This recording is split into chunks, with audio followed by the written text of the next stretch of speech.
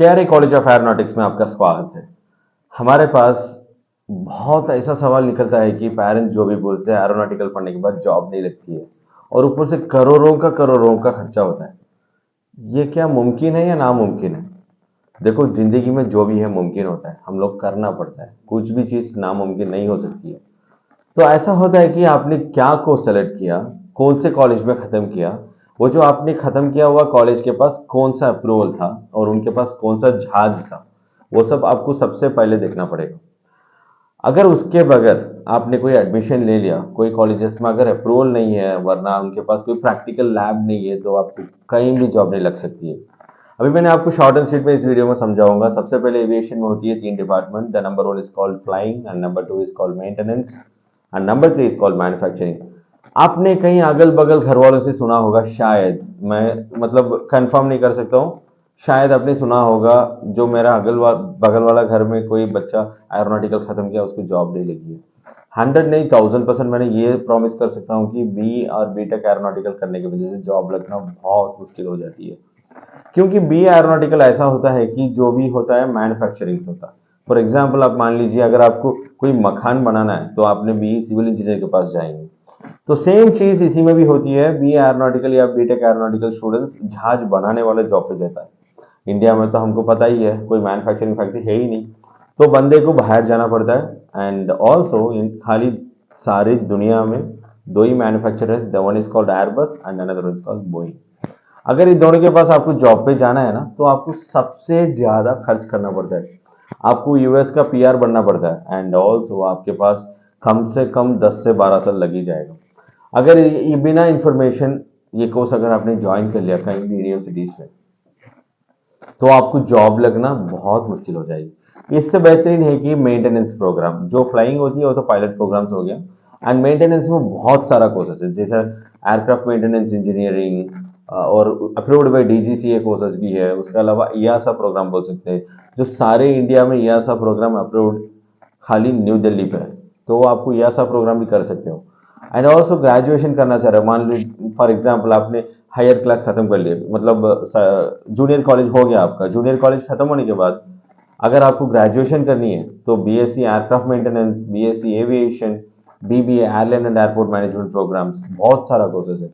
And अगर आपको एरोशेस बनना है, वरना एयरसी कार्गो, एयरलाइन मैनेजमेंट प्रोग्राम्स, बहुत कुछ कोर्सेज है। ऐसा है कि आपने बस दिमाग चढ़ जाएगा आपका, इतने ज्यादा कोर्सेज है। तो ये सब आप एक बार क्लैरिफाई कर लीजिए। लेकिन मैन्युफैक्चरिंग जाने से पहले बहुत अच्छे से सोच लो। सिंपल टर्म्स में बताना चाहिए तो इंडिया में मैन्युफैक्चरिंग नहीं होती है एयरपोर्ट्स पे। एयरपोर्ट्स पे खाली मेंटेनेंस एंड रिपेयरिंग होती है। तो इस वजह से मैन्युफैक्चरिंग जाने से पहले मेंटेनेंस पे घुसो और जॉब लगाओ। उसके बाद आपको पायलट बनना है, वरना कहीं मैन्युफैक्चरिंग जाना है, फ्लाइट डिस्पैचर बनना है, गवर्नमेंट पे जाना है, सेंट्रल गवर्नमेंट में, आपकी मर्जी है। तो BSc aviation, BSc aircraft maintenance programmes approved by EASA, DGCA, बहुत कुछ प्रोग्राम्स हैं। एंड अभी मैंने हमारे कॉलेज के बारे में बताता हूँ, the king Rashid international college of aeronautics. ये जो कॉलेज का शुरुआत का मोटिव ये था कि खाली जिसके पास पैसा है वही बन सकता है एविएशन में, इसको तोड़ना चाहिए। और जो गरीब बच्चा होता है, जो धाबे वालों का बेटा होता है, बेटी होती है, उसको भी एविएशन में लाना है। यही है हमारा एक ही थॉट।